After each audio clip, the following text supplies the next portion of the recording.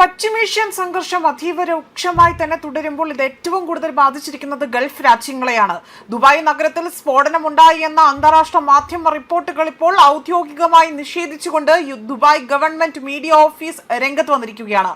ലോക പ്രശസ്ത വാർത്താ ഏജൻസിയായ റോയിറ്റേഴ്സ് പുറത്തുവിട്ട റിപ്പോർട്ട് തെറ്റാണ് എന്നും വിവരങ്ങൾ സ്ഥിരീകരിക്കാതെ തന്നെ ഇത്തരം വാർത്തകൾ പ്രസിദ്ധീകരിക്കുന്നത് അനാവശ്യ ആശങ്ക സൃഷ്ടിക്കുന്നുണ്ട് എന്നതാണ് ദുബായ് അധികൃതർ ഇപ്പോൾ വ്യക്തമാക്കിയിരിക്കുന്നത്. ഇത് ഏറ്റവും കൂടുതൽ ഇപ്പോൾ ഇത്തരത്തിലൊരു ആശങ്ക നിലനിൽക്കാൻ കാരണമായി പറയുന്നതും പശ്ചിമേഷ്യൻ യുദ്ധം തന്നെയാണ്.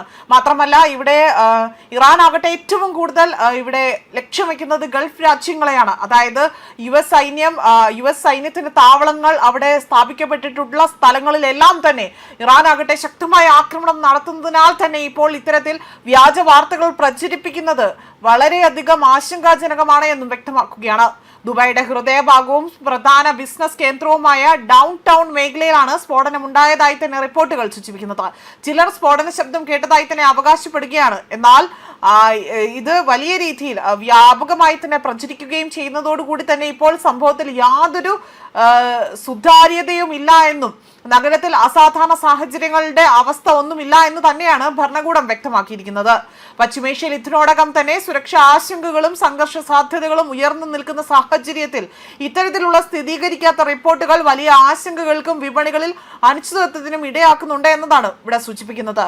അതുപോലെ അതുമാത്രമല്ല വിവരങ്ങളുടെ കൃത്യത ഉറപ്പുവരുത്തിയ ശേഷം മാത്രമേ വാർത്ത പുറത്തുവിടാവൂ എന്നും ഇവിടെ ദുബായ് ഗവൺമെന്റ് മീഡിയ ഇവിടെ അവകാശപ്പെടുകയാണ് ചെയ്യുന്നത്. എന്നാൽ ഇത് തെറ്റാണ് എന്നും ഔദ്യോഗിക സ്രോതസ്സുകളെ മാത്രം ആശ്രയിക്കണമെന്നും അധികൃതർ നിർദ്ദേശിച്ചു.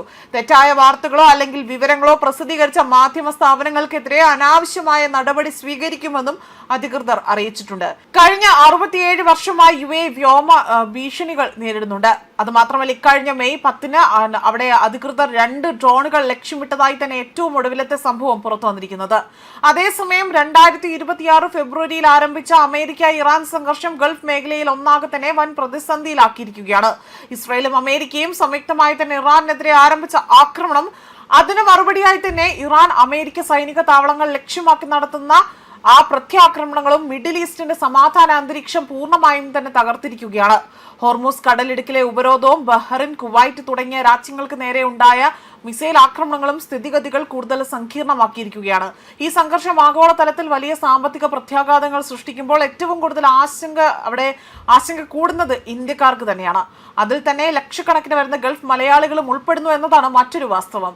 അമേരിക്ക ഇറാൻ യുദ്ധം പ്രവാസി മലയാളികളെയും കേരളത്തിന്റെ സാമൂഹിക സാമ്പത്തിക പശ്ചാത്തലത്തിലും ഉണ്ടാക്കുന്ന പ്രത്യാഘാതങ്ങൾ എന്തൊക്കെയാണ് എന്നതാണ് ഇപ്പോൾ ഏറ്റവും കൂടുതൽ ചർച്ച ചെയ്യുന്ന വിഷയം. അതിനിടയിലാണ് ഇപ്പോൾ ദുബായിൽ ഇത്തരത്തിൽ വലിയ രീതിയിലുള്ള ആക്രമണങ്ങൾ ഉണ്ടായി എന്ന തരത്തിലുള്ള വാർത്തകൾ പ്രചരിച്ചിരിക്കുന്നത്. എന്നാൽ ഈ വാർത്ത തീർത്തും വ്യാജമാണ് എന്ന് തന്നെയാണ്, അല്ലെങ്കിൽ ഈ വാർത്ത നിഷേധിച്ചുകൊണ്ടാണ് ദുബായ് ഗവൺമെന്റ് രംഗത്ത് വന്നിരിക്കുന്നത്. ന്യൂസ് ഡെസ്ക് കർമ്മ ന്യൂസ്.